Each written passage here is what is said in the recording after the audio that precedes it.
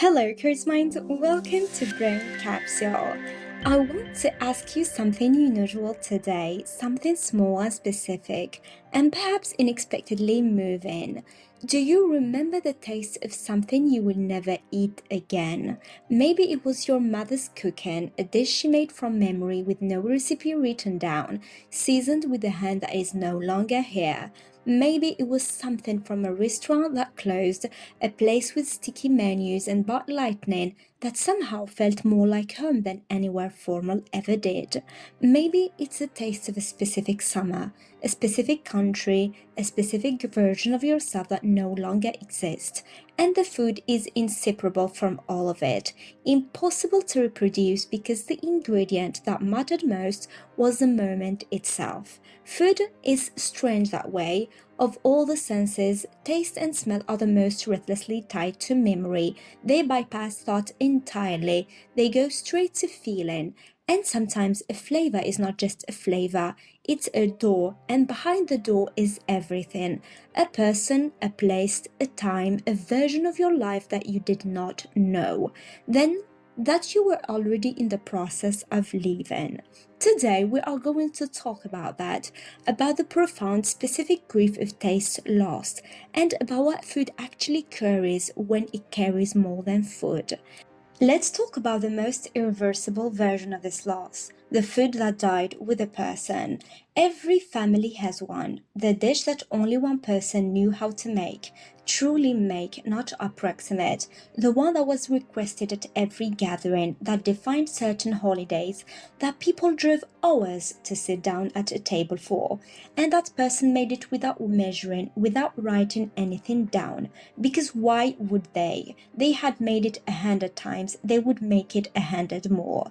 And then they didn't. There are entire food traditions that exist in this precarious state, passed down not through cookbooks but through hands, through watching, through standing in a kitchen as a child, not knowing you were being taught something irreplaceable. The knowledge lives in muscle memory, in instinct, in a pinch of this and a handful of that, in a judgment call about heat and timing that cannot be qualified. When the person goes, the recipe goes with them. Not entirely, sometimes people try to reconstruct it. They gather relatives, compare memories, attempt to reverse engineer the flavor. And sometimes they get close. But close is not the same. Close contains the ghost of the original, but not the original itself. And what is lost is not just a food, it's a relationship to a person made tangible and edible. It is love in a form you could consume, and that form is now gone. But lost tastes are not only about people, they are also about places, about chapters. Think about the restaurant that closed, the one that was nothing special to anyone who didn't know it, but was everything to you. The table by the window, the owner who remembered your name, the dish that you ordered every single time because it was the reason you came. And one day you walked past and there was a sign on the door and a number to call, and just like that, something that felt permanent revealed itself to have been temporary all along.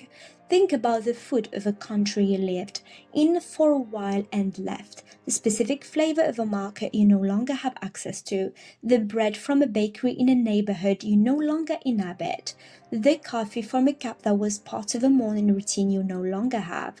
These tastes are tied to entire periods of life, to who you were then, to the people around the table, to the freedom or the struggle or the beauty of that particular time. And when the period ends, the taste becomes a kind of time capsule, sealed, preserved in memory but no longer accessible in reality. There is a specific melancholy in eating something from your past and finding it almost right, but not quite, because almost right is its own kind of loss. It reminds you that you are trying to return somewhere you cannot go. The food can travel forward in time, the moment cannot. Here is something that goes even deeper. Some tastes are lost not because the food has changed, but because you have. There are things you ate as a child that tasted like the entire world.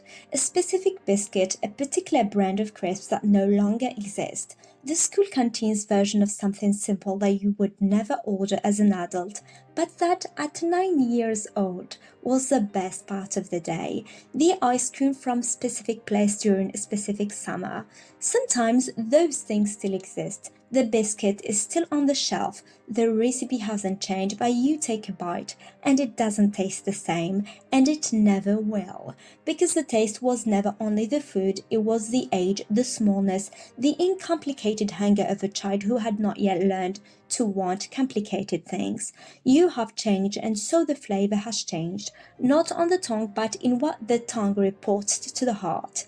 And then there are the tastes of places that genuinely no longer exist.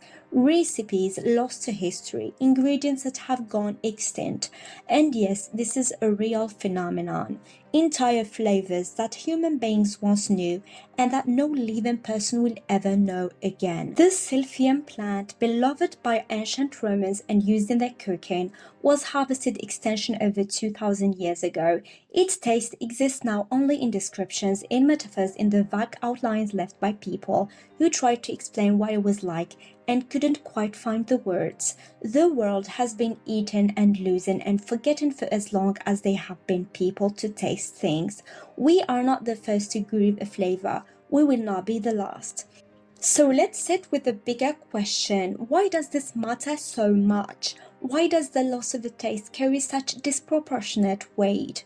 Because food is never only food. It's never just nutrition, never just pleasure, never just calories arranged into something palatable. Food is relationship, food is time, food is most physical form that memory takes.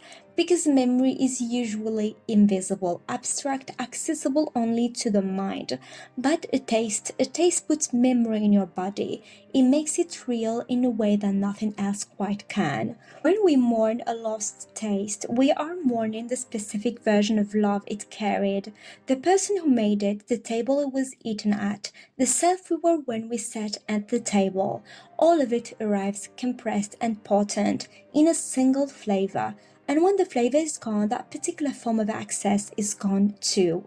This is why grief and food are so intertwined across cultures, why the food at a wake is as important as the words spoken, why bringing someone a meal when they are suffering is understood in almost every culture on earth as one of the most meaningful things one person can do for another, because food says, I'm here, you matter, you belong at this table. And the tables we can no longer sit at, those carry their own particular ache. But here is what I want to leave you with. Not all is lost. Some tastes are being made right now that will become irreplaceable. Someone in your life is cooking something today that you will one day describe to someone else with a longing you cannot quite put into words. A flavor is being formed in this moment, in an ordinary kitchen, at an ordinary meal, that will one day by a door you desperately wish you could open again. You are, right now, living inside someone's future nostalgia, including your own. The taste of things you will never eat again. It's one of the smallest and most enormous griefs there is. Small because it's just food. Enormous because it was never just food. It was your mother's hands, it was a summer, it was a friendship, a country, version of the world that has since been rearranged. It was love in the only form that could be held in a bowl, passed across a table and consumed. And perhaps the most generous thing we can do with that grief is to pay attention now, before the last time comes, to the meals that are still available to us, the hands that are still cooking, the tables we can still sit at, the flavors that are still alive. Here is your question to carry. What taste in my life right now would I mourn most if it disappeared tomorrow? And when did I last truly savor it? Go find it, eat it slowly, but there for it fully. Thank you for listening, set the table, gather the people. The meal you take for granted today is someone's most treasured memory in the making.